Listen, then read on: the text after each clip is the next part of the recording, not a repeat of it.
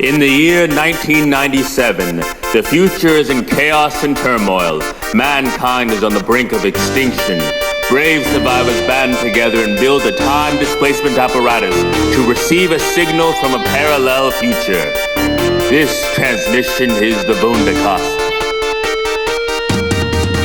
There's one team that kicks ass. They're assembled. They're the Wundercast. Never back down from the brass. Always start first. Never finish last. Had Moxley, bit too fast. Oh no, they're out of gas. It's okay there. Just a podcast. They're the greatest. We're the Wundercast.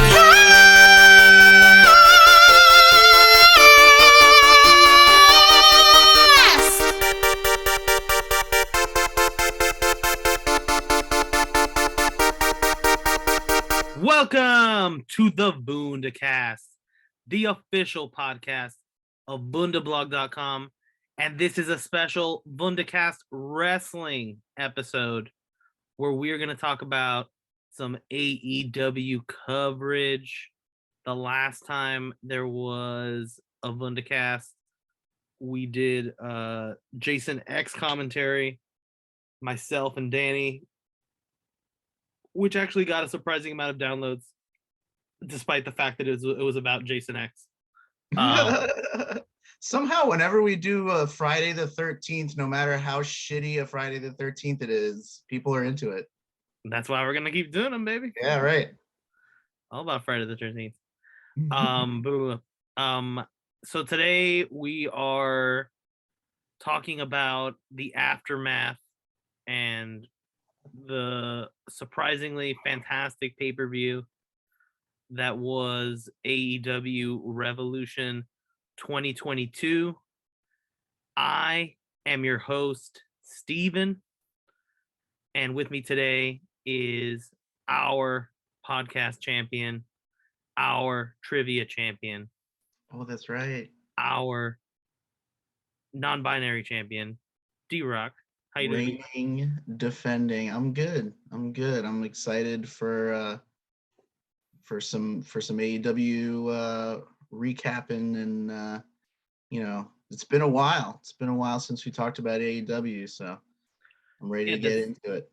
This was a special pay-per-view. We put it up on the big screen and watched it together. Yeah, great time.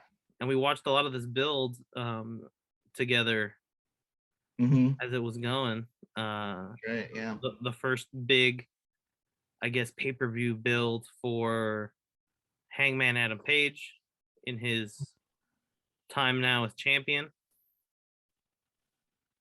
And it all started with a little show called The Buy-In. Yeah, that was I think it's kind of where everybody kind of universally was kind of saying that, like, this has got to be like easily the best buy-in they've ever done. I don't know. I mean, the fact that there were 3 matches on it probably has something to do with that, but they were all really good. Layla Hirsch and Chris Statlander got to do their thing, and Hook and QT had a fun little match, and Hook did a fun little throwback to his dad with a little spot in the corner where they do the, like, it's like a, they do the thing, then they're supposed to go under, but he doesn't go under, he just like hangs back and then chokes him out. Did a little homage to his dad, which was really cool. But the main attraction of the buy-in, I think, was the insane 6-man tag of, oh man, who was it? It was House of Black and Death Triangle. That's easier. Well, Eric Redbeard and Pac, right, and Penta. Which was really cool. It was cool to see, when they challenged them for this match. We all thought Alex Abrahantes was going to get in the ring. He was like, oh, no. And then they gave us Eric Redbeard, which was really cool. And yeah, it was just like a really fun match throughout. Especially this one part where the 2 big men get in the ring and got to see some big meaty men slapping meat, which is always fun. I was very perplexed with Dave Meltzer's ratings for Yeah. Revolution because he so badly didn't want to give anybody 5 stars I know. that it felt like he was like, he had like calculated his list to just like create like a hierarchy of matches and then meet them with the appropriate point totals. It's almost like people are starting to get in his head about like how supposedly biased he is towards AEW and how he gives AEW all the match ratings and he's on the payroll or whatever the fuck. And, so like all the matches that he might have normally given 5 stars to, he was like, oh, let me knock him down a peg so that people don't think I'm biased or something like that. Which is, I mean, it's just speculation, obviously, but yeah, I know. It's like there was so many 4 3/4 stars matches that it feels like he was just like trying really hard not to give any match 5 stars. I liked the Statlander versus Hirsch match, but I felt like overall, like this match could have been on Rampage or on Dynamite. Like it didn't really need to be a pay-per-view match. And I'm down with like their long pay-per-view schedules because they only do 4 pay-per-views a year. So it's not too tedious. But that match was okay, and it went an unexpected way for me with Layla getting the win, which was a nice bit of prestige to put on her character that I don't think she's really gotten that type of rub before, especially on a pay-per-view. Right. I love every Hook match. It's always fun, and it's always nice after a Hook match to go on Twitter and see all of the sources that Hook is referencing and that they're using when they're carefully crafting these fantastic squash matches. QT Marshall is just so good at selling. It's just fantastic. He's great. He's such a good workhorse for, and for making other people look good. And he's a really good old school wrestler in his own right. And, I don't think he gets enough love for what he does for people sometimes. I think that they really need to give him like a win over somebody pretty soon because he's kind of just gotten punked out so hard. Yeah, he's becoming such a doormat. It'd be good to see him get like, even if it's on like Dark or something, just like give him a couple of like meaningless wins so that people see that he's like an actual wrestler who can actually beat people. Would be nice for sure. He needs some teeth again. Right. And I really liked this 6-man match. I think it's all the more reason why AEW needs trios titles. Yes. They can consistently, deliver like this really impressive 6-man style that is just so dynamic and so fun and lets everybody, I read somewhere that it's probably not going to happen until Kenny Omega comes back. And then he'll end up booking the trios division. Yeah. Right. I mean, that's kind of, like he's been part of so many of those great 6-man tags, and he really he's always a really good anchor for those types of matches where a million different things are happening at once. Speaking of a million different things happening at once, it was actually really funny when we were watching this live. We ordered pizza, and as soon as the pizza got here and Steven left the room, like immediately everyone hit all of the moves and the match just like kicked into like 5th gear. It was just kind of funny that Steven missed like the whole thing. I'm simply the best. What can I say? Yeah. I got sprayed with the black mist of pizza. What do you want? He's the Blitz. If anybody gets that How I Met Your Mother reference. And the pizza driver was like super lost. Like he like passed by the house once and then marked it as delivered, and I was like, what the fuck? Oh shit. I have to like go down the street and like wave them down. So Yeah. I did it for the cause. That's After the buy-in. Yeah. Who won this? Did the House of Black win? I don't even remember. Yes. Yeah, I'm pretty sure, yeah. I mean, it makes sense for them, they're still being built as this like important faction in AEW with two guys that have not been here that long. So it definitely makes sense for them to get the W. But yeah, great match, great buy-in.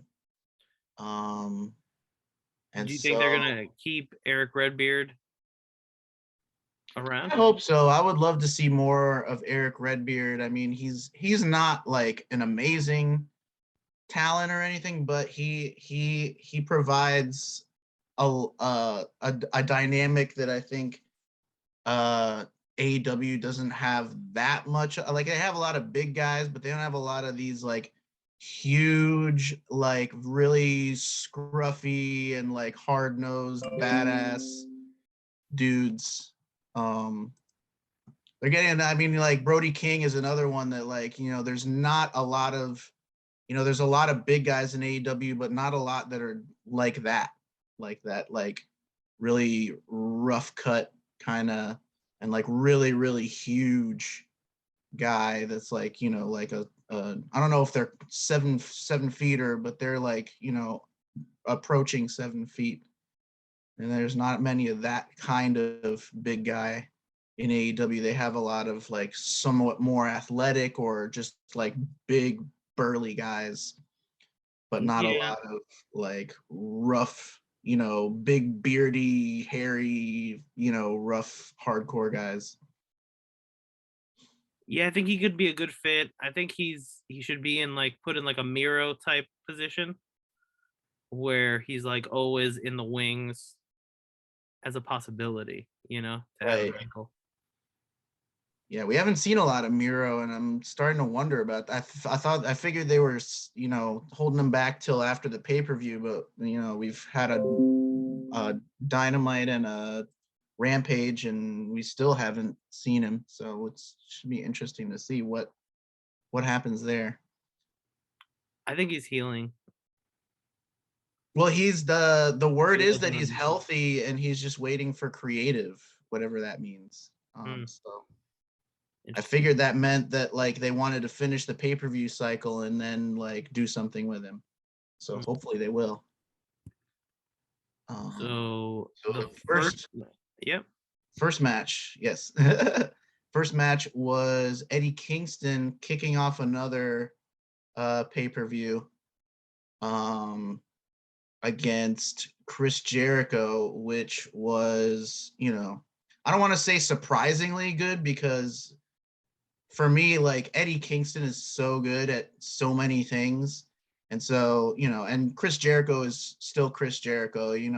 As much as I am not the biggest fan of what he's been doing lately, he's still Chris Jericho. And they had a really awesome match, and Eddie looked great, and he tapped out Chris Jericho, which I definitely didn't expect, which was really cool.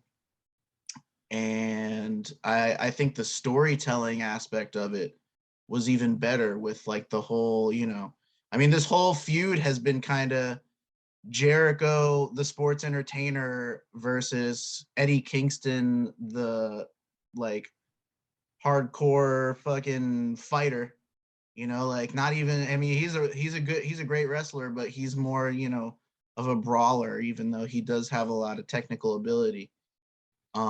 And so the kind of what they did with the handshake and Eddie kind of like mocking him after the match, and then Jericho refusing the handshake and turning it over into Dynamite, with Eddie giving another amazing promo about the people that came up to him at FanFest and told him that they're alive because of the thing that he wrote and all this stuff, and to do all that, and then to set up a really great heel turn by Jericho on, I was about to be very disappointed in Santana and Ortiz for like coming back to Jericho after all of that. I was really excited to see them go out on their own, and ended up, just getting the rug pulled out from under them, which I think is really great. And now we have not Inner Circle 2.0 like everybody said it should be, but the Jericho Appreciation Society, which I also think is kind of the perfect stupid name for this new faction. And I'm looking forward to seeing where that goes, even though I wish, we never got, Moxley and Danielson sort of pitching their pitch to 2.0 and Daniel Garcia, because they had been mentioned in the past with that. So, but I like this. I like this new faction, and it makes so much sense in terms of like Inner Circle has sort of served its purpose at this point. Everyone in it has kind of, Proud and Powerful doesn't need it anymore. Sammy certainly doesn't need it anymore. And so give the rub to some guys that really do need it. And also putting them in a feud with some guys who could use a little bit of a rub, especially Proud and Powerful, like being on their own for the first time, really the first time in AEW that they've been not in the Inner Circle. So I think it works really well in a number of different ways. Yeah, I was really shocked at the pay-per-view that the match had a clean finish. I was expecting some chicanery to screw Eddie Kingston or something. So I was really happy that he won. I thought that was cool. I like the direction they're going with the Jericho Appreciation Society. I don't know if it's mattered whether or not Jericho broke up the Inner Circle or MJF did. Mm-hmm. But I guess it serves Jericho to be the one to break up the society. Did you see their shirt, the Jericho Appreciation Society shirt? No. Oh, let me pull it up. It's pretty. It's Yeah. It's as lame as you would imagine. That's great. I also like I like the part where at the end of it, Jericho goes, "That's entertainment." And now it makes so much more sense why he decided to file a trademark for sports entertainment. I remember when that news came out, I was like, what is that about? That's so weird. But now it all makes sense. So I guess this is their new logo. That's Jericho so dumb. I love it. JAS. That's great. In gold, of course. Yeah, of course. Available right now for $25 at Shop AEW. If you want to join the society. Yeah. I also, the fact that it's called the Jericho Appreciation Society, I really hope that Jericho like revives his whole "I never got my thank you" gimmick, because this is the perfect opportunity to like, be extra even more annoying about that and like revive it when nobody even cares. If there's one hope that I have for this group, it's that 2.0 win some gold while they're in the group. Mm-hmm. And, Daniel Garcia and Jake Hager get some big wins while they're in the group. Championships! To make it, worth it. You know what I mean? Yeah, I mean, at the very least, I would love to see them like start getting some title shots and like, justify this being their new direction with, it's benefiting them. And I have to say, I'm a little disappointed overall in the Inner Circle storytelling that we never got to see a moment where the Inner Circle enjoyed or acknowledged Sammy as TNT champion, like in a celebratory way. Yeah. And, have Jake Hager, appreciate the fact that Sammy was the one who made the championships promise, Right. Yeah, I mean, at the same time, it kind of further makes sense, right? Like that this would happen just because, you know, no, their bonds are so loose and tenuous and have been, you know, ever since the feud with the Pinnacle ended. They both groups have kind of felt a little bit, you know, um tenuous in terms of their bonds, and they're all kind of doing a lot of stuff out on their own and not really, you know, you never see all of them together. um and so, you know, and even with the Pinnacle, like the Pinnacle's still a thing, I guess, but you really don't see them together very much or helping each other out or doing anything with each other. Maybe every now and then one of them or two of them will help another one, but you know, they never like come out together or like hang out together or anything like that. So I'm also impressed. I feel like every time we see Daniel Garcia, he's getting a little bit bigger, which I think was one of the biggest complaints people had about him, was that he needs to put a little bit of muscle on his frame. And, you know, once he gets to, you know, maybe puts another, you know, like 20 or 30 pounds on, he's gonna be ready for the big time, I think. Right. So next up we have the tag title match between Jurassic Express, the Young Bucks, and Red Dragon, which was every bit as insane as we all expected it would be. You know, I'm really glad that they gave Jurassic Express the win here. I don't really feel like, you know, the Young Bucks probably never need to win the tag titles ever again, or at least for not for like another 5 years or so, or something like that. They're, you know, they're the last team that needs that rub of the tag titles. Maybe as like a transitional championship just to pad their record. But and Red Dragon, I think, you know, they're okay without the titles too, I think, and especially with the, you know, the sort of somewhat feud they've been having with the Young Bucks, and you know that can come to a head, and you can have that match and it doesn't need a title attached to it to be a draw. One thing I that stands out about this match for me, not in a bad way exactly, but I actually kind of liked how stupid it was that the Bucks and Red Dragon kept getting mad at each other for like trying to win the match. Yeah. Like, what did you think was going to happen? Like, you can work together, but at some point, someone has to win the match. And how are you going to like get mad at the other team for trying to win the match?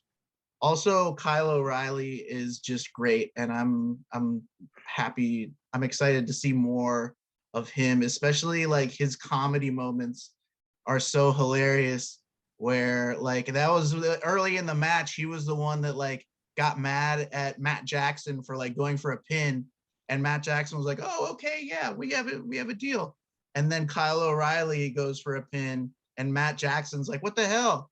And Kyle O'Reilly's like, "Oh, I forgot. Sorry." I'm not a Kylo O'Reilly guy. I like Bobby Fish better. Really? Yeah. I mean, we haven't seen that much of Kyle O'Reilly yet. Yeah. At least not in terms of like his personality, but he's got some charisma, and he's a really, really good wrestler. So is Bobby Fish. And they both had singles runs in other places like in New Japan and on the indies, where they've had some really great matches. So I'm looking forward to seeing more of both of them, both in a tag capacity and hopefully some singles matches too. I was really surprised that Luchasaurus and Jungle Boy won. I thought this was being that it was a triple threat, that you know, the odds are stacked against them to get out there with their titles, that they don't even have to be the ones who get pinned to beat it. But it was a good match. Typical, you know, Young Bucks flippy dippy match. But I think the guy who came out of the match looking the best and, you know, proving that he's worthy of being a tag team champion was Luchasaurus. Luchasaurus had a bunch of great moments. He got to look, you know, super strong, just choke slamming and flipping out Red Dragon and the Young Bucks. He had that great he did like the kip up into the double choke slam. That was super cool. Yeah. So I think it was a great match, and it was great for Luchasaurus especially. Yeah, and I think also like Jungle Boy just like sort of anchoring that match in terms of being, you know, the guy, like the dynamic with Jurassic Express is, you know, it's pretty uniform for their matches.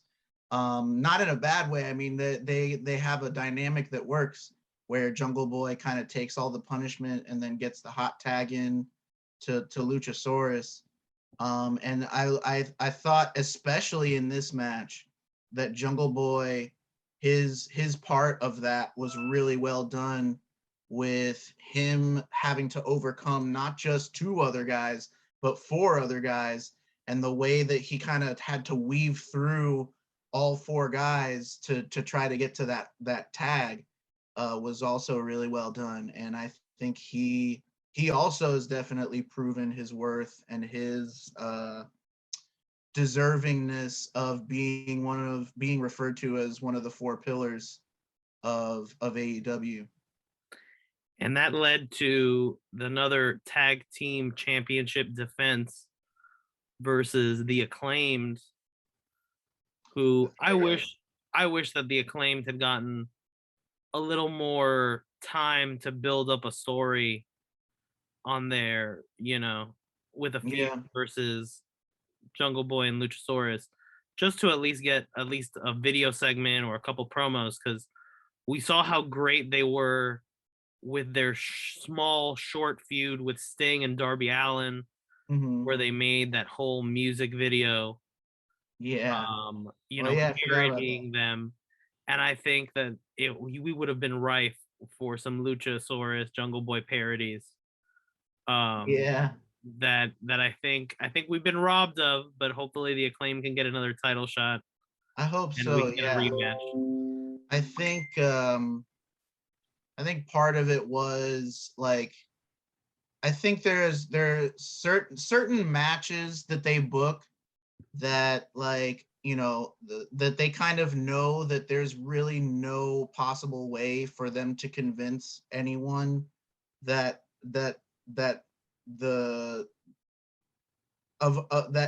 anything other than the result that they're expecting is what's going to happen. And so they kind of tend to not put as much, you know, time and effort into, you know, building a match like that, because it's sort of maybe a waste, not a waste, but, you know, it's kind of like, you know, their TV time's very, very valuable, you know? Right. And we don't want to like create a whole build to something that everyone knows what the result is going to be. But yeah, I mean, I think also I agree with everything that you said. I would love to see, you know, the Acclaimed get more time in general. I mean, to be hilarious and awesome, and they're really good. What was next on Revolution? There was also we should mention that there was a Cutler Cams segment on Dynamite that Steven hated, because he hates the Young Bucks segments on AEW always. I wouldn't hate their segments as much if they didn't have as many segments. You know what I mean? Yeah, that's true. If they had less segments, I'd have less to be annoyed at. That's kind of how I feel, weirdly enough, about BTE. Like, even though it's their show, like, I wish there was less of them on it. You know, like, everything else on BTE, I think, is way more entertaining than the Young Bucks just snarking at the camera. You sound like somebody who's watching Seinfeld and is like, why can't this show just be about Kramer? I don't get it. I mean, that's not a wrong opinion. I think, like, I mean, one of the things about Seinfeld, like, the best part about Seinfeld is, like, every other character besides the main four. Like, all the side characters are, like, the best part. It's But fun. anyway, but we're getting off the rails. Next up was the Face of the Revolution ladder match, which this is as good a spot as any to talk about, like, how this pay-per-view was paced, because I'm not sure this is the right spot for this match. Like, you just got done with this crazy out of control flippy dippy tag match, and then you're gonna put a crazy out of control ladder match right after that. I think things could have been spaced better, because, like, literally the crowd, they saw 2 matches that were 1v1. Then they saw the 6-man tag. Then they saw a 1v1. Then they saw the 6-person triple threat. And then another 6-person ladder match. Like, this could have been moved up. I think that this definitely had to go on early, though. Yeah. Because you wanted Wardlow's storyline to be established before the MJF match. Yeah. Yeah, no, that is true. It's just a shame that it really, I mean, it killed the crowd for Jade and Tay's match. I mean, those poor women, like, worked their butts off, and, you know, the crowd was just so dead. I didn't even notice because I was white hot. Yeah, of course, right. I mean, it was a great match. It was a little short, but it was a great match, but we're getting ahead of ourselves. The ladder match was also Face of the Revolution ladder match. Fantastic match. We have to talk, of course. I mean, not, you know, I have to, you know, analyze it or anything, but that Orange Cassidy spot was so friggin' cool. Jim Cornette can go stuff himself talking about how Orange Cassidy being in that match diminishes everyone else and like just ruins it for everybody. Like, fuck that. He justified his spot in that match just with that spot alone. So that was one of the coolest things I've ever seen. I mean, doesn't the fact that he got injured, like, right, make everyone seem tougher in the match? I mean, well, and the complaint was like, oh, he gets in there and he starts doing the stupid shin kicks and, like, you know, putting his hands in his pockets. It's Jim Cornette, you know, he's gonna complain about that shit no matter what. But no, the match was awesome, and I really liked that. You know, they obviously really knew what they were doing, putting in, you know, all of the Haas guys, the big guys in this match. And one of the coolest things in the whole match was, I think it was Hobbs and Wardlow who, like, ripped the ladder apart. That was, like, it was a wishbone at Thanksgiving. That was so cool. And then, you know, like, I think Hobbs, like, came up behind him because Wardlow just started walking down the ramp and, like, came up behind Wardlow and hit him with it. But that was super cool. There was also a really cool moment where, like, Hobbs and Ricky were both going after the ring at the same time. Mm-hmm. And they had to, like, check themselves and be like, oh, so yeah, we found the moment now where we can no longer be fully aligned. You know what I mean? Yeah. I thought that was a great moment. And I also really liked the surprising tactician logic of Orange Cassidy, that he was the one trying in the most creative ways to just get the ring, win the match, end the match, you know? Yeah, for sure. I also, you know, of course, we got our first taste of the Keith Lee thing, that his now famous, appearing out of nowhere spot that is always so fun. He got to do that, which was really cool. And yeah, and we Keith Lee, while we're talking about Keith Lee, unless we have more to say about the ladder match, but talk a little bit Wardlow more wins. That's the only thing. about and Wardlow wins, yeah, and that's, I mean, I think everyone kind of expected that at this point, but I really loved Keith Lee and his he did a little short program with QT, where QT was like, trying to ask him if he needs the Nightmare Family to watch his back, and he had that great line of I have a pretty big back, so I'm good. And had a fun match with QT on Rampage, which was good. QT got some, actually got some offense in, which was good. And I'm also like super looking forward to Keith Lee having some awesome matches with Nick Comoroto and Powerhouse Hobbs, and hopefully even Ricky Starks at some point. That would be a banger of a match too. It seems like his first feuds are going to be with Team Taz and with the Factory, which I think that Team Taz is basically like 50% of the people come in, their feud is with Team Taz. Right. Like, that's it. You're good at AEW, you got to get through Team Taz. Right. Well, it's interesting too to see, like, Keith Lee has come into AEW and immediately has pissed off two different factions.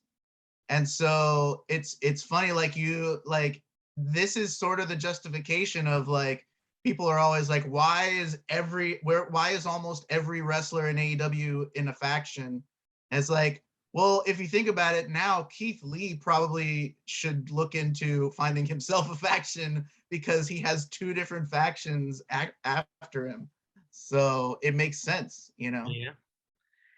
The other interesting thing is now we live in the post Cody Rhodes leaving AEW world. That's right. And QT's story was so closely tied to Cody Rhodes. Right. There's now all the dangling loose ends of, how do you continue to book Brock and Shoddy, and do you keep them a tag team? Does Arn Anderson have anything to do at this point?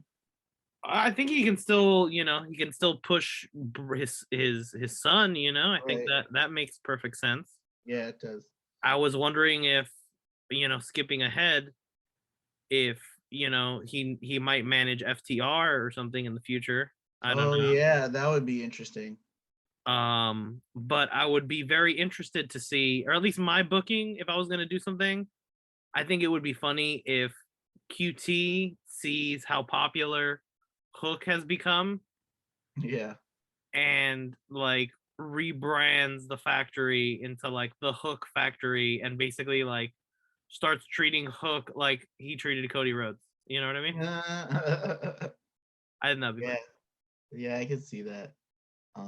Also, like, we're at a point right now where we don't really even know what's gonna happen with Cody, because, like, I don't know what happened there, but I think I read somewhere that, like, WWE like took the original offer off the table and gave him a lesser offer, and now he's sort of weighing his options at this point. So it should be interesting to see what actually happens with Cody Rhodes. They were gonna do a program between him and Seth Rollins for WrestleMania, and they had to scrap it and move on to something else because there's not enough time now, with him still, his status still up in the air. So we'll see what happens there. I but hope he comes back home to AEW. I would be very happy about that. I'm sure some other people might not be as happy, but we can pivot to somebody that actually has come to AEW, which is the next thing up on Revolution. Was we got the introduction of Shane Swerve Strickland, who it seems like his AEW name is just going to be Swerve Strickland.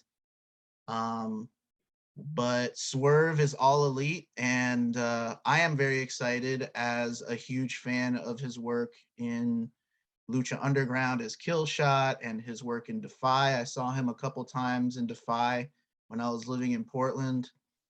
And even so, I saw a couple of his NXT matches too, and saw he was improving from even how good I knew he was.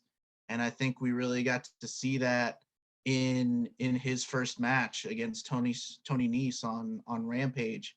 Was a fantastic match.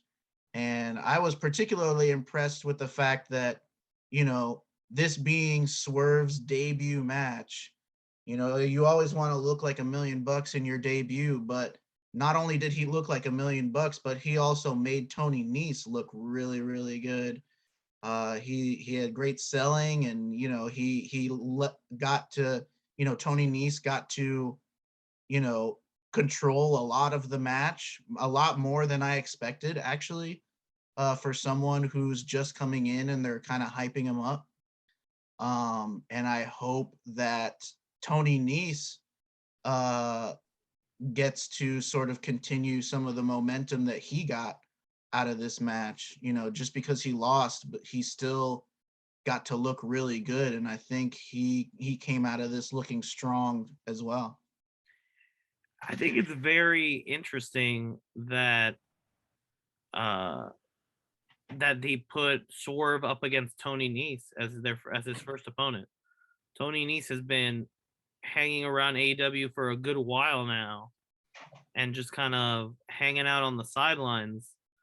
And we've seen people like Leo Rush and Keith Lee, and now Swerve even come in and be way bigger deals than Tony Nese.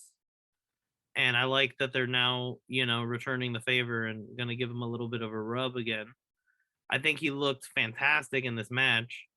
Absolutely. I hadn't seen Swerve in this Swerve gimmick. I remember watching him as Killshot in Lucha Underground. But yeah, I'm super impressed. Would love to see Swerve beat the shit out of the Young Bucks. I think that would be really cool. You just want everybody to beat the shit out of the Young Bucks. Yeah, that's the first thing I'm always hoping for when a new hire comes in. I'm like, how can they beat up the Young Bucks? Let me know. And he reminds me of dashing Chris Bay on Impact. Interesting. Who is one of the new members of the Bullet Club.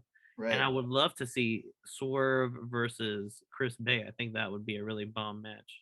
That would be very cool. Yeah. So I'm excited that he's on the roster now. I'm really excited. The first time actually that I ever saw Darby Allin was in Defy in a match against Swerve. They had a big feud in Defy. Particularly like Swerve was starting to show up in other places. I think he showed up in Impact, and he won the Impact title from Austin Aries at some point. And Darby was kind of the guy that was like, I'm a Defy guy, and this is my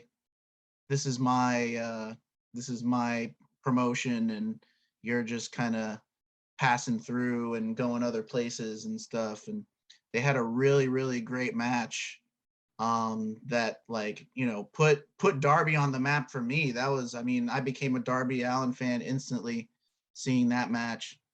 And they have a lot of history, and I'm really looking forward to the day when they cross paths in AEW.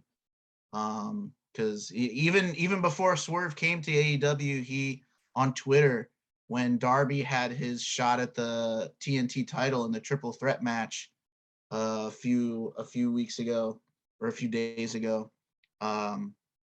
Swerve posted a tweet. It was like, I think it was a picture of them together in Defy, and the caption was "Good luck."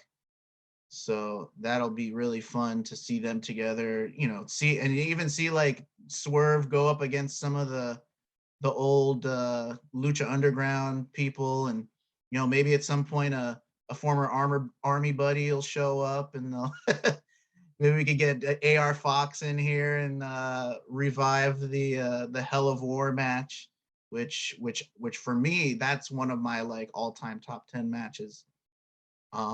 So yeah, a lot of great possibilities for Swerve, and also really great that they have, you know, in the past like month or so, they brought in 2 black wrestlers who are like have like main event potential, like star potential, which is really great for AEW.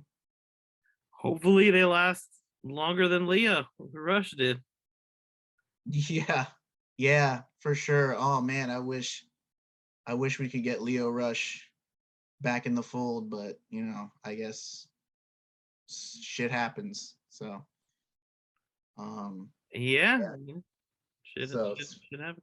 speaking of black champions, we have Jade Cargill versus Tay Conti next for the TBS championship, which was really good match. I loved so much about the pre-match. Also, like Tay's face paint was fucking great. What is it, Tay or Ty? I think it's Ty. I think I'm pronouncing that wrong. It's Ty Conti.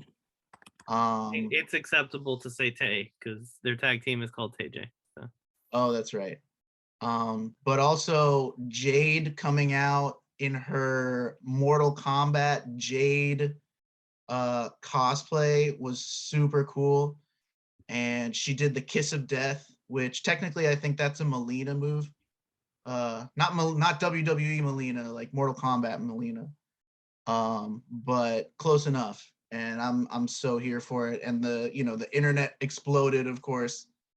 And I love also that they're like making her Kiss of Death into like an actual thing.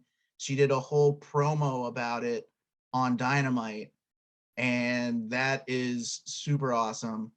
And well, it created so much buzz on Twitter. I think it's only smart to lean into it. Yeah, and for sure. I love that they gave her a special intro with her guitarist coming out and playing. Oh yeah, that was so cool. And this was my favorite match of the night. Like, I don't need a long, complicated, 30-minute match.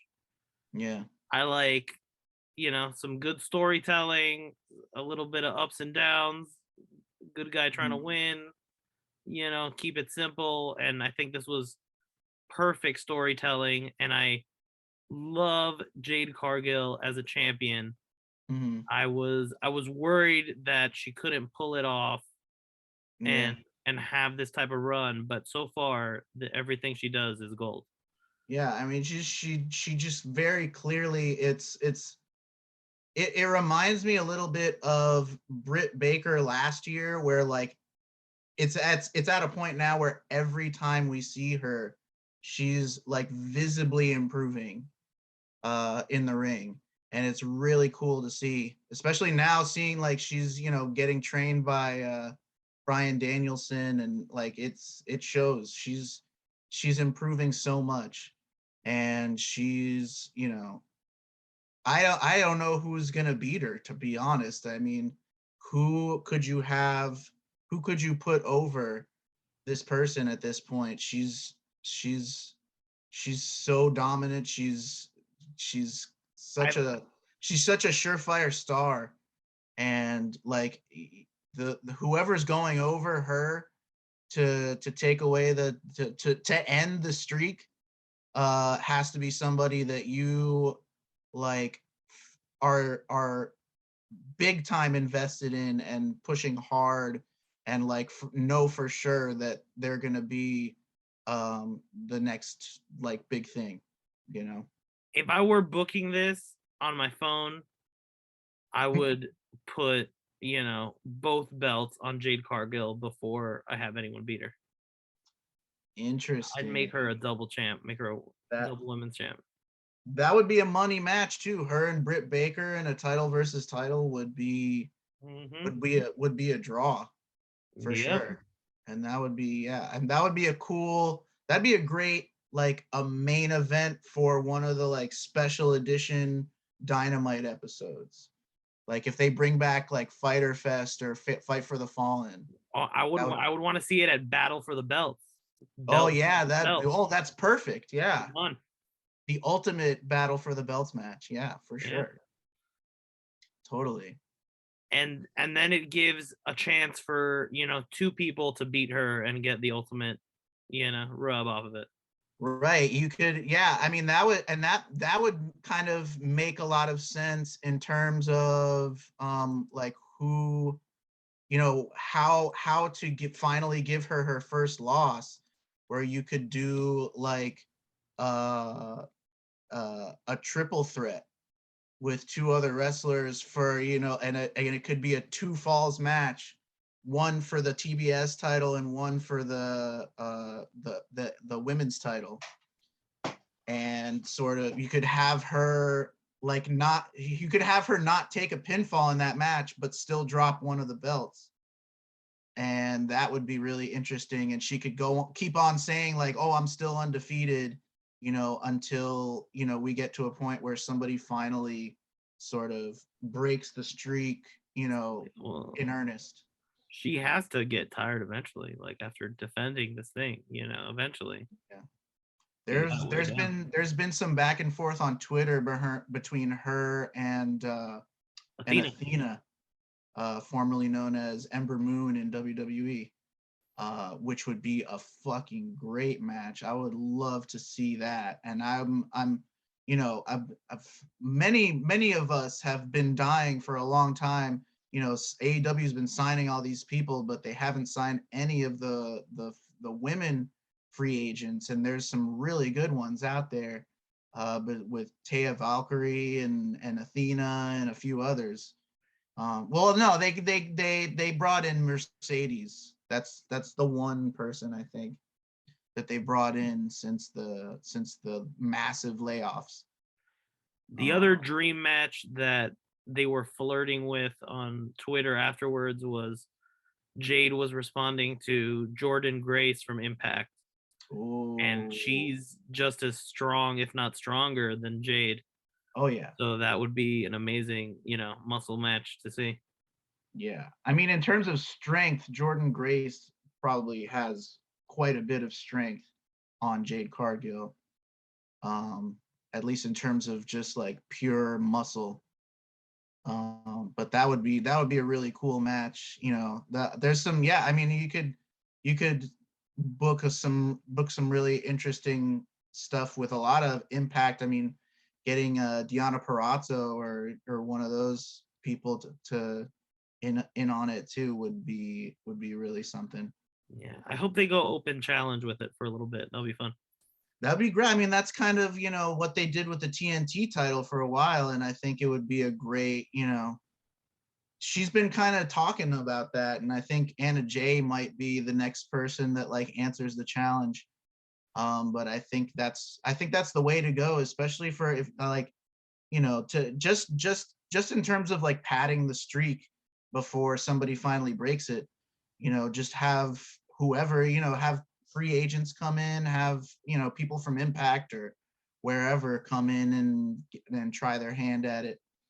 Would be really cool. I guess now that you have ROH, you could even give Jade 3 belts if you were feeling crazy. Oh my God, yeah. Just have her, be the new Kenny Omega, just have all the belts. The gold collector. Right. What was next? Next up, we have CM Punk versus MJF, which was really cool to see, right after the announcement of the purchase of ROH.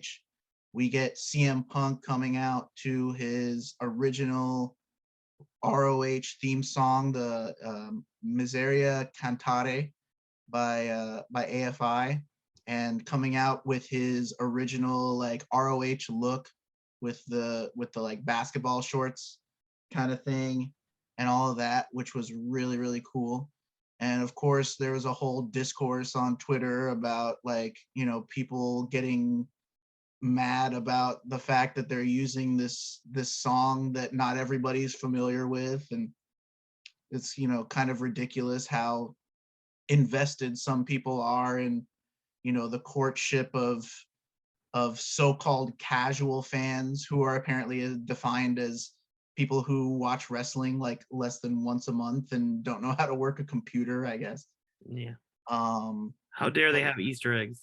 Yeah, right. I mean, like, you know, it's so much more worth it for all the people who get to feel good about being a wrestling fan for many, many years and get to like appreciate all these cool little Easter eggs and stuff. But whatever. The match itself was, you know, exactly what it needed to be. Just a perfect, you know, bloody, very methodical, brutal battle. I love MJF has some of the best facials I've seen, like just all the like little moments of him, you know, getting the chain to the face and you know, getting caught in submissions and stuff have been so hilarious. And he's so good at like something that I think is underrated, especially as a heel. But really, I mean, as a face, I think it's even more underrated, where just like, you know, showing some ass, like showing weakness as a wrestler, I think is not something that's done enough. Maybe especially for baby faces. Like you see it a lot in WWE. They're like very staunchly against letting, you know, the babyface wrestlers look weak in any way. And it like it's, you know, it's so important to do that, to let people show weakness and let you see like, oh, this person might lose this match, or this person is not, you know, invincible or whatever. So I think that was really cool. And yeah, I think it's amazing that Punk and MJF have had, as of this moment, like two of the best matches in AEW this year. Like yes. Both of their matches have been just so good. Absolutely. This dog collar match, Jim Cornette did have something to say about this match, and it is that CM Punk is a magician. And that CM Punk, he insinuated, he wouldn't even say it because he didn't even want to kayfabe it, but he insinuated that CM Punk bladed in front of everyone and no one had a goddamn clue, and that he was that good,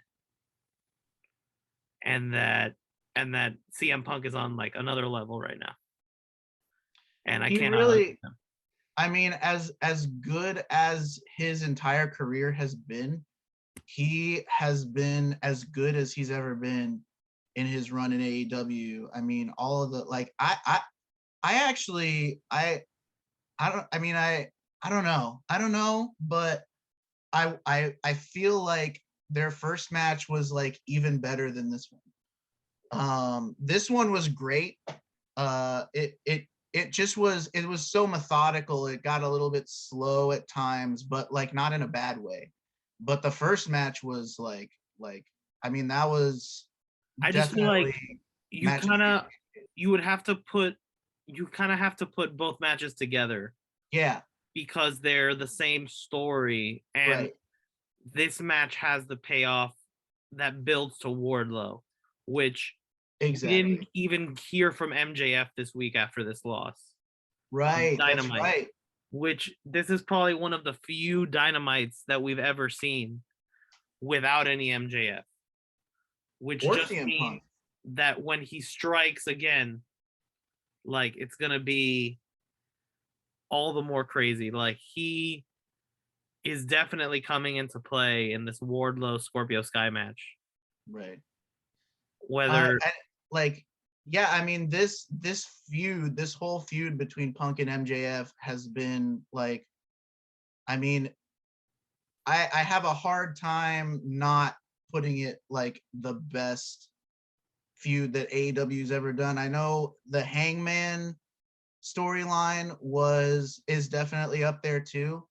But this feud has just shown us, I mean, the one of the best things you can do with a feud is where both guys are changed in some way as a result of the feud. And this feud has changed both of these characters, the CM Punk character and the MJF character, have changed in the eyes of the fans as a result of this feud.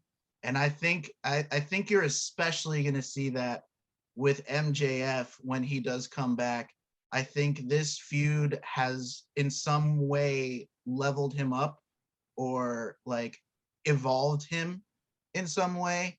And, you know, it might not be readily apparent right off the bat or, you know, obvious, but I really think that what he's been through has changed the MJF character in some fundamental way. And I think going forward, we're going to see more of that.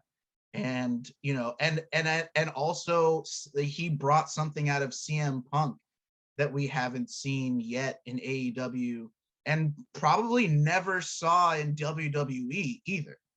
I mean, I don't think we've seen this side of CM Punk since he was in Ring of Honor. And I think going forward, you're going to see more of that from him too.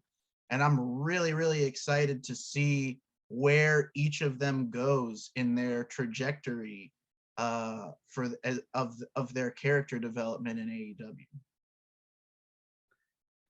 what was next after Punk and MJF killed everyone? Next up was Britt Baker and Thunder Rosa, the women's title match. Hard spot to follow. Hard to follow, yeah. Huge match that has been a year in the making, a year plus. Oh, wait, before we get to this, we touched on it quickly. Wardlow's turn on MJF, but I feel like we should give a little bit more time just because it was so well done. They gave us so many of these little tease moments where we were like, oh, is he gonna turn now? Is this the moment? And finally ended up doing it at the best possible time. And the way that Wardlow did it, where like looking for the ring and like exaggeratedly like, oh man, where did I put the ring? And then finally like, and he does that great little oops, and he just sets the ring. It just like it, the proof of how good this was, how hard the crowd popped for Wardlow putting a ring down on the mat. Like the crowd went nuts. Mm-hmm. And it was because it was just so perfectly done. And then that leading into his promo on Dynamite, we didn't talk about yet, which was fantastic. I legit did not think Wardlow was that good on the mic. I saw some people saying like, have we ever seen Wardlow talk? Which we have, but he wasn't nearly this good. And I don't think anybody realized that he had these kind of mic skills. He has to have been working on his promo work for months now, and leading up to this, knowing that eventually he was going to turn on MJF and then he was going to have to give this promo, and how important this promo was going to be for that storyline to work. And he just knocked it out of the park, man. I couldn't have been more impressed with his promo. And now he can have a big feud with the Pinnacle. You can have the big Shawn Spears match, maybe even a Dax and Cash match. And you got to think that the plan is Wardlow versus MJF at Double or Nothing. Like that's the money right there. I mean, that will sell big time, I think. Maybe I don't know. It's a long way till Double or Nothing. So it is, and I think that's good. You got plenty of time to have him go through all of the other Pinnacle members and do the push and pull of is Max gonna like keep him on contract and force him to, keep being his little manservant, and is he gonna go along with it, or is he just gonna breach his contract? And what happens if he does that?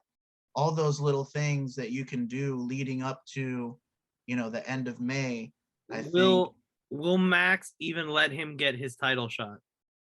Right, exactly. So at the last minute, he just be tapped out of the match and he just take over and MJF wins the TNT title, or MJF tries to insert himself in the match and they both screw each other out of the TNT title. Right. And Scorpio retains. Yeah. And I think that's probably the way to go. I really don't see them taking the title off of Scorpio Sky within a week. I mean, he's been undefeated for, almost a year now. Yo. That undefeated streak is on AEW Dark. Okay. I think that is but a little hyperbolic how they're building up the streak that but on AEW Dark. But even still, like, they've been building to Scorpio Sky getting his title shot for months and having him talk about, how he's, everyone's getting to go ahead of him in the line, and he finally has won the title. I just don't see them taking it off of him to put it on Wardlow a week later. I wonder if Cody had stayed, if it would have been Cody dropping the title to Scorpio or not, or what, or if it would have been a triple threat, or what it would have been.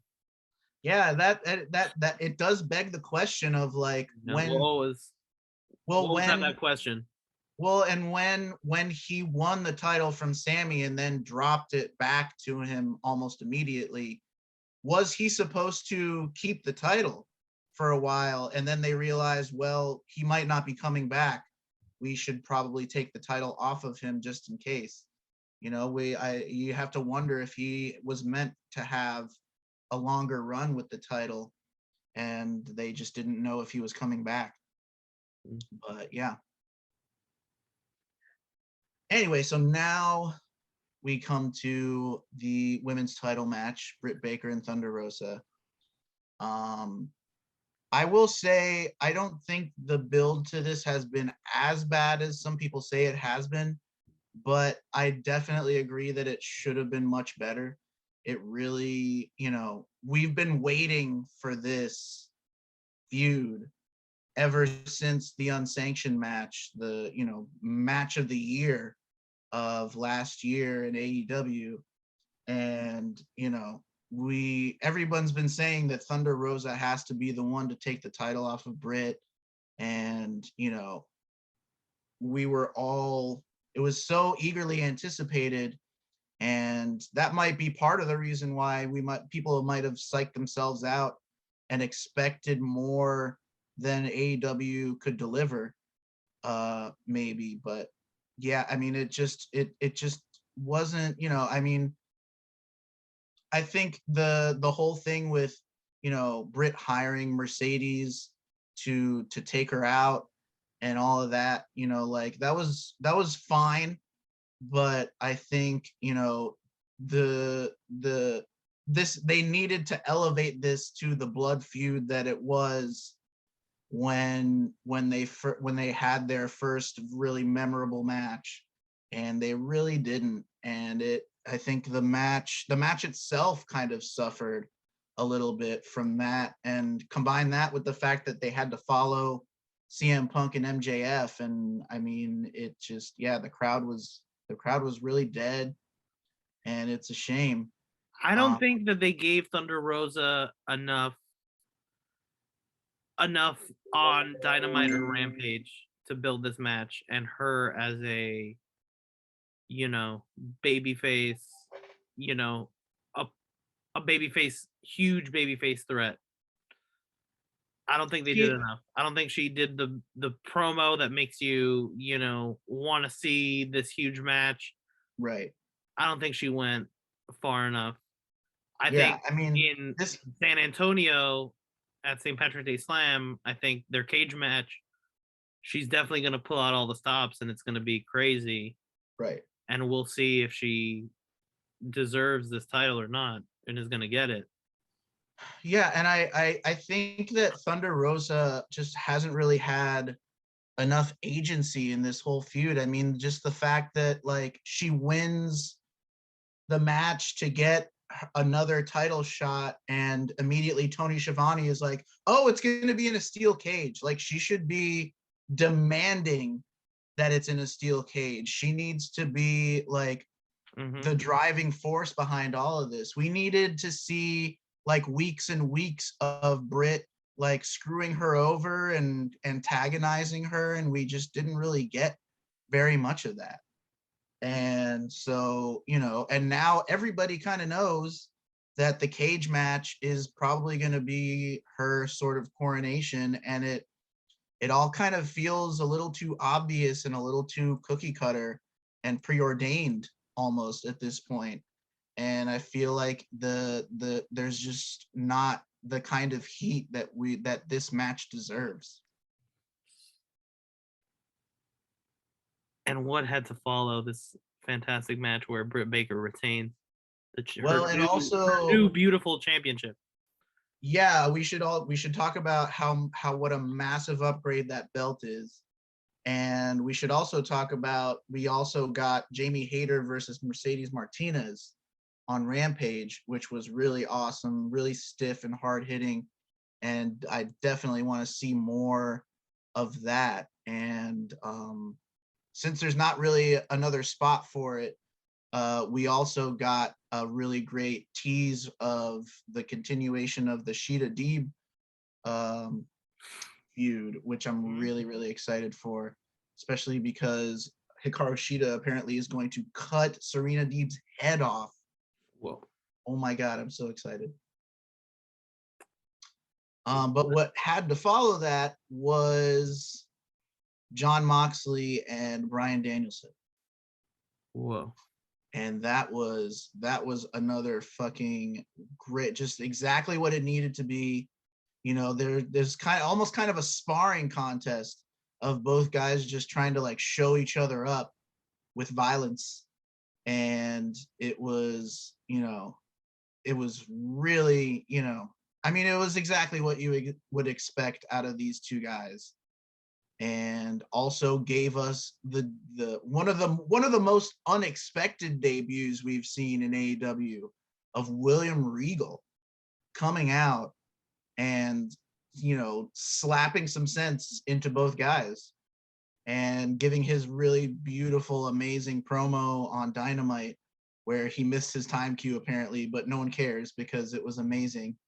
And also I loved him sort of like flirting with Tony Schiavone was fucking fantastic. Yeah, Mox versus Danielson was a really fantastic match. So hard hitting, so good. It's really exciting to see how they're going to be shaping AEW now in the future as a unit. I think it's really exciting. I have no idea what direction they're going to go in now with Regal behind them. I don't know if this even, you know, since Jon Moxley is involved, this is even something that will, you know, have, you know, it's volatile because Mox is involved. Like it could always fall apart because Mox is involved. Yeah. And Regal's promo was superb. I think if you let Regal keep on having promos like this on AEW, people will stop saying that Paul Heyman is the best promo in wrestling Yeah. And people will start talking about William Regal being the best promo in wrestling if he can keep this up. And not only that, but the impact that William Regal is going to have behind the scenes, it can't be overstated. I mean, he is such an incredible wrestling mind, an incredible teacher, and an incredible just, personality backstage. I think that the AEW is never going to be the same with William Regal backstage, and it's gonna improve dramatically, if that's even possible. We should also send a shout out to William Regal, who recently revealed that his health problems are much worse than people realized, and that apparently his heart is working at about 17% capacity. Oh my god! And he very likely doesn't have very much time left, which is very sad. So best wishes to William Regal and his health, for sure. Mox won the match, right? Yeah, I believe, Mox won the match, and then Bryan Danielson was very angry about that and kind of attacked him after the match, and that's where Regal came in to get them to quit being little bitches. So what was next? Next up was a crazy go nuts 6-man tag. Sting, Darby Allin, and Sammy Guevara versus Andrade, Matt Hardy, and Isaiah Cassidy. Which was, it's funny because everybody was like, what is this match doing on the card for Revolution? And then we got that. Well, I think before we even start with this match, I think that it's only fair to mention that before this match, Sammy and Andrade and Darby were in a vicious triple threat match for the AEW TNT title. That was, might be one of the best matches of the year too. Like, Sammy is killing it just as much as CM Punk is killing it. That was that like 15-minute match that was just fucking out of control for all 15 minutes of it. That was a really, really great match. I kind of forgot about that, but yeah, I'm glad you brought that up. And that was just, days before this completely insane trios match where Sammy pulled out all of his psychotic stops.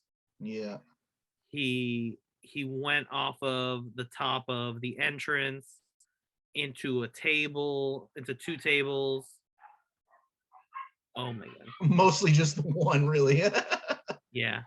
And then freaking crazy ass Sting. Hold on. That was nuts. The dogs are going crazy. Yeah. So there's Sting going through the tables. A 62-year-old man. Yeah. Going through a triple stack of tables. Unbelievable. I was very impressed that Sting still had that kind of thing in him.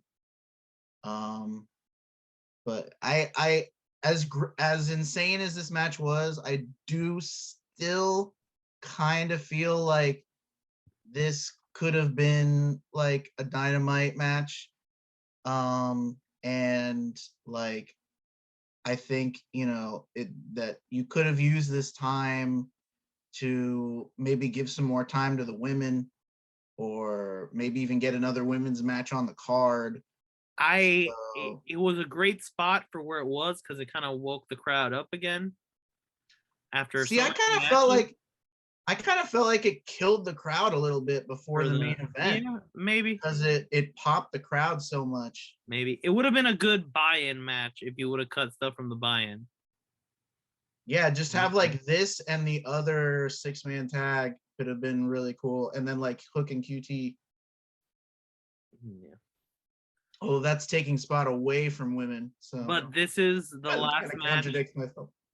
of the Andrade Hardy family office. This is their last match. So That is true. Yeah, we got the emergency board meeting on Dynamite that led to a beatdown.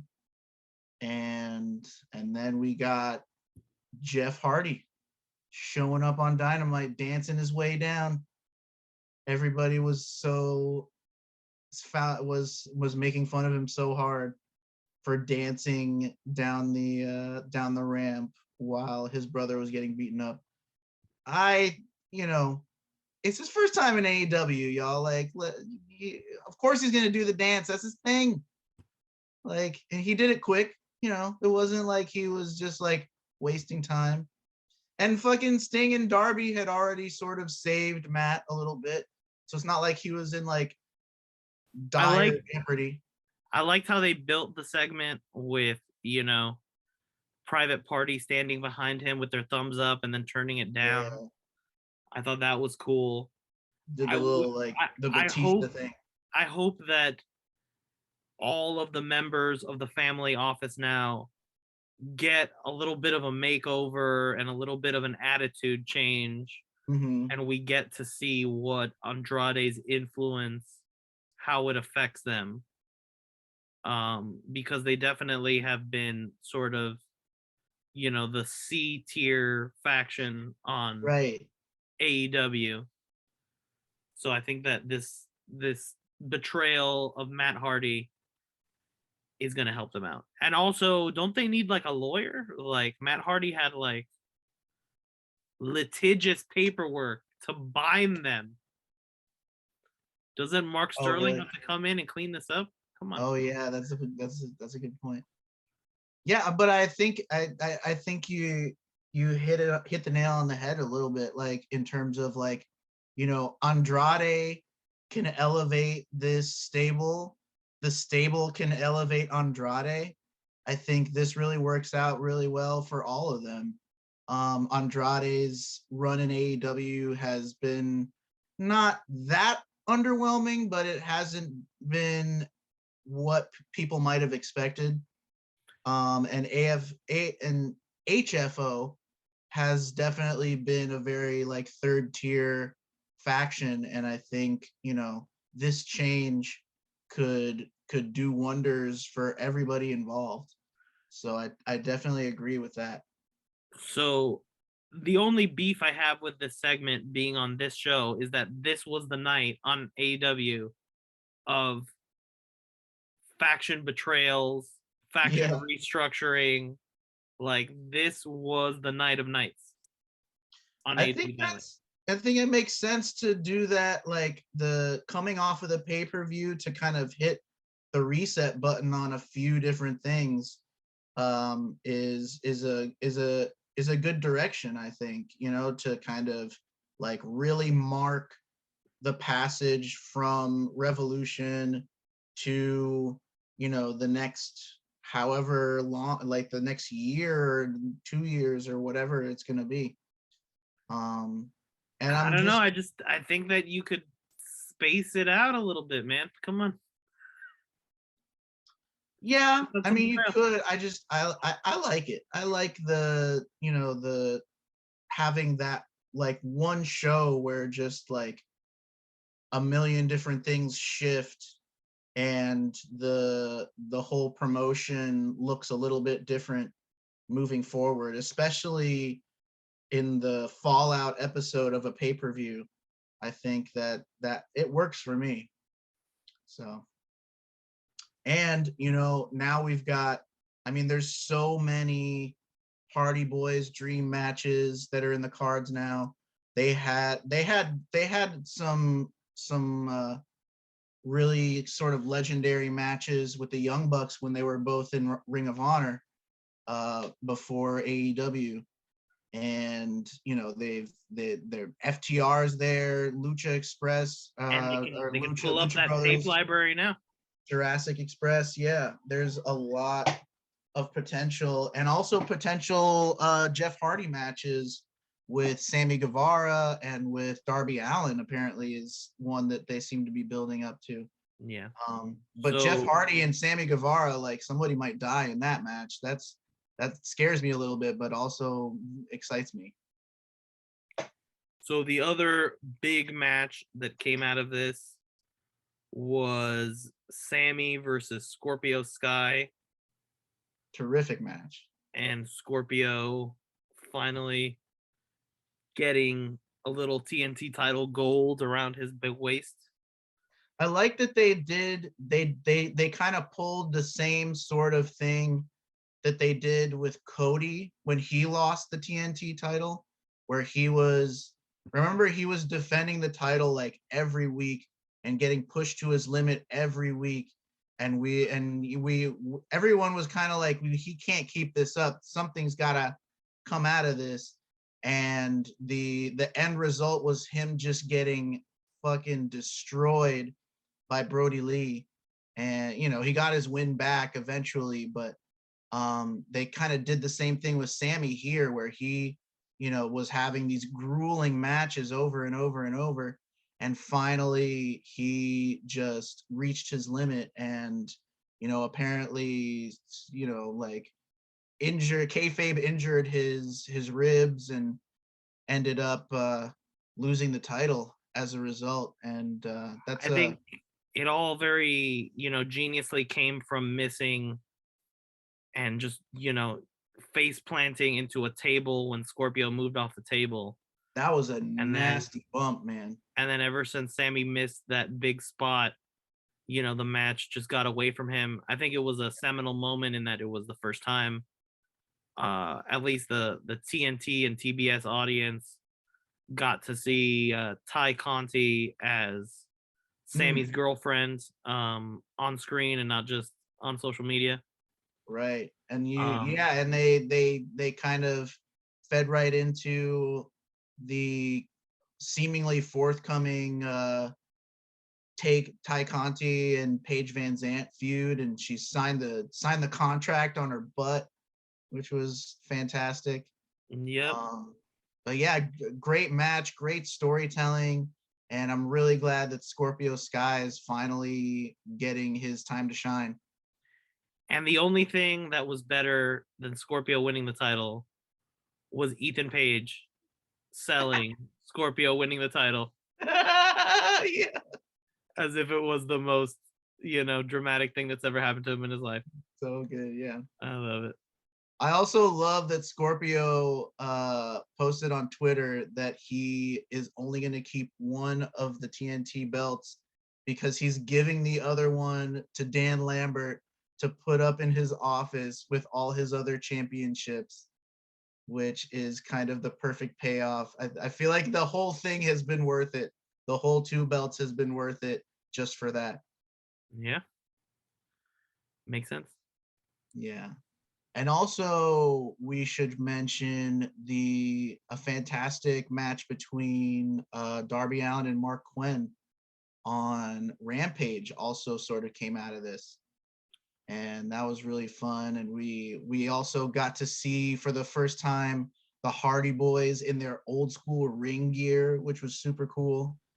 And we got another tease of Darby Allin seemingly eventually going to do something with either the Hardy Boys or Jeff maybe, or have like a Sting tag match with the Hardy Boys or something in the future. So that's exciting. Yeah, that's all on the horizon. I think they're gonna do Darby and Sting versus the Hardy Boys as their I think that's that's definitely like the next thing to do for sure. But I think eventually you gotta have Darby and Jeff. You gotta have Sammy and Jeff. I mean, you could even do like a triple threat where like for sure someone's gonna die. but yeah, there's a lot of great potential matchups there for sure.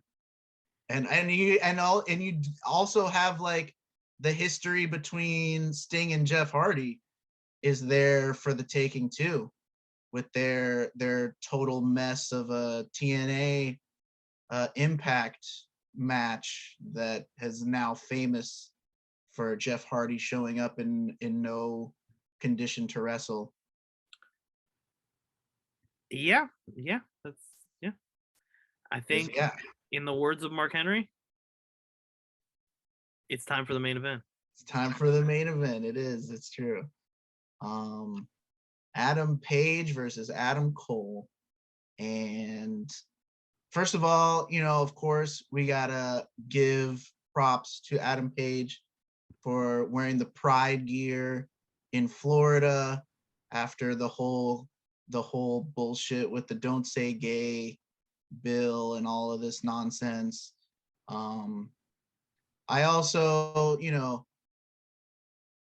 gotta love all the Adam chants, that was a lot of fun. The Let's Go Adam, Adam sucks, and all of that great stuff. Yeah, the crowd had to have their fun before they could get into the match. That's what I don't think they were like dead after the trios, the Tornado Trios match. I just think that they had their memes that they wanted to get out of their system before they were ready to invest. It did go on a little too long. At some point, I just wanted them to like get invested in the match, but it was fun for a while, and I enjoyed it. And the These Are Adams match, the chant was also pretty hilarious. You can tell that they got into it as soon as they started having to be like, let's go Hangman. You know what I mean? Right. Then it was real. Once the match sort of kicked into the next gear, then they were like, okay, yeah, well, come on, Hangman, It was a good match, but I feel like, they did a table spot. They did a lot of stuff, but I feel like, everything that could have been done in wrestling had already been done in wrestling before this match, unfortunately. Yeah. And so it had the downside of having to follow simply everything we've seen. Yeah. I mean, this was a particularly long AEW pay-per-view, and there really was. I mean, we got a dog collar match and a ladder match and a tag scramble that was out of control, and some amazing women's matches and an amazing brawl, and the two crazy 6-man tag match. Like, there's only so much energy that people have, and there's only so many things you can do on a wrestling show, like you said. But they had a great match, and it was what it was. Like, it was a tough spot for both of them, and I think they did an admirable job in the spot that they were put in with everything that came before it. Yeah. And I think that I think this is gonna be a longer feud, possibly that spans their entire AEW careers, this Adam versus Adam feud. Yeah. And I like the way that they're building the next few matches now, with Adam Page assuming that Cole was going to choose the Young Bucks as his partner in a trios match against him. Yeah. And then I wasn't going to choose you anyway. Not really, supposedly feeling that. And him just having to go with Red Dragon. And then Hangman is now going to team up with Jungle Boy and Luchasaurus. Yeah, and the wrestling world is aflame with people very nervous that they might end up breaking up Hangman and Dark Order, and I really, really hope they don't. Although, like, to be fair, they really haven't done that much together in a while. Like, Dark Order will like show up to help him out once in a while. but they really haven't like interacted that much outside of like saving him from interference. And then But still, Hangman had a big match with Dante yeah, to kind of finish up Dante's singles run, I assume. yeah, I think this is a really good, it was good to see Paige kind of looking like a fighting champion. You give Dante a future rub, and even going back to tag wrestling, I think that rub helps him and his brother a little bit. And they, I like that they referenced the possibility of doing this again in the future, and I'm sure that they will at some point, because how could they not? And like you said, I think it's interesting that they're gonna be continuing the Adam versus Adam feud, apparently through Double or Nothing, unless they're gonna sort of blow it off on like a special Dynamite or something like that. But it kind of seems like this is what they're doing until Kenny gets back. Yeah. Maybe. I think it would be very interesting if William Regal took an interest in Dante Martin and in Top Flight. Ooh, yeah. Since Dante has already proven that he can hang with, Kenny Omega and Hangman. Yeah, they need the main promo of that like feud, they were talking about, how they want to like show the young guys and mentor the young guys. And so I think this, like, if they're planning on doing a stable with Mox and Danielson, they gotta bring in some young guys, and I think Top Flight is definitely a prime candidate. And that's entertainment, as Jericho. That's entertainment. That's for sure. Any last thoughts on the AEW universe?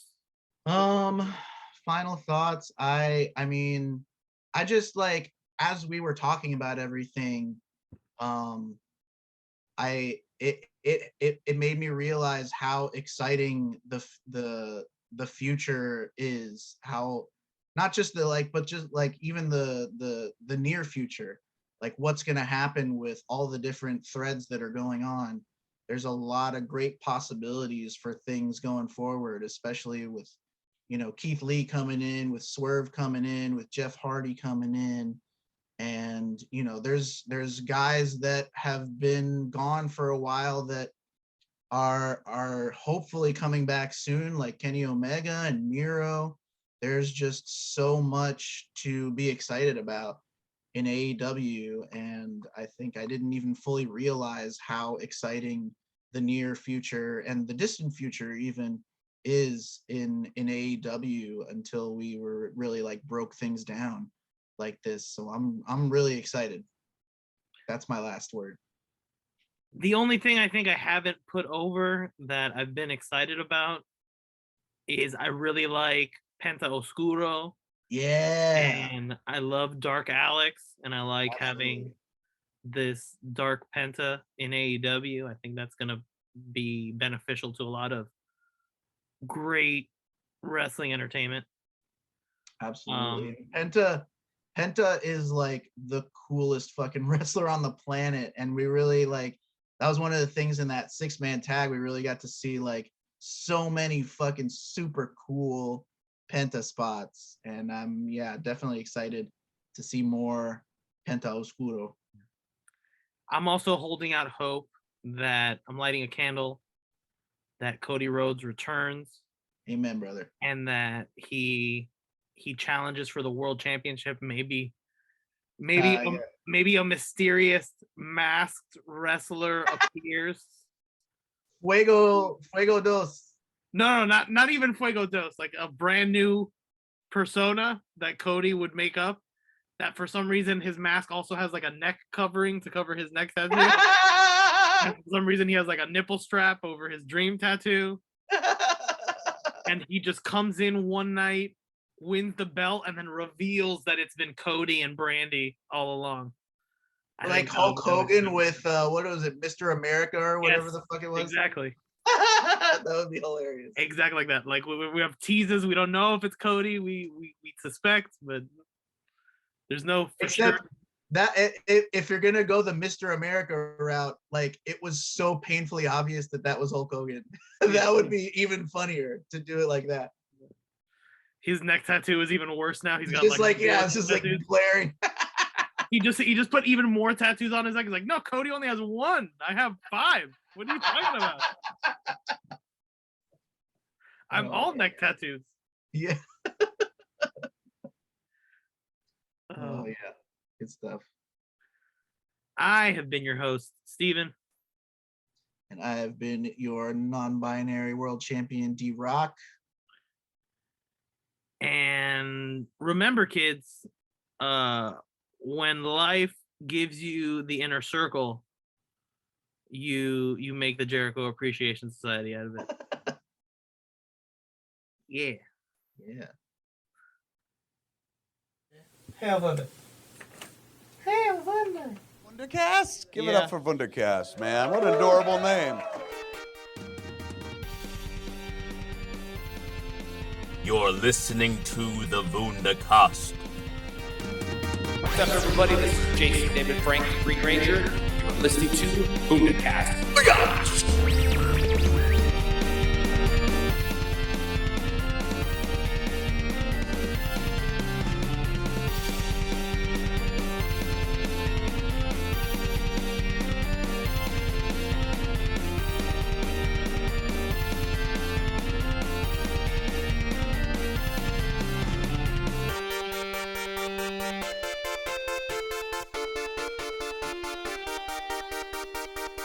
Subscribe to the Wundercast.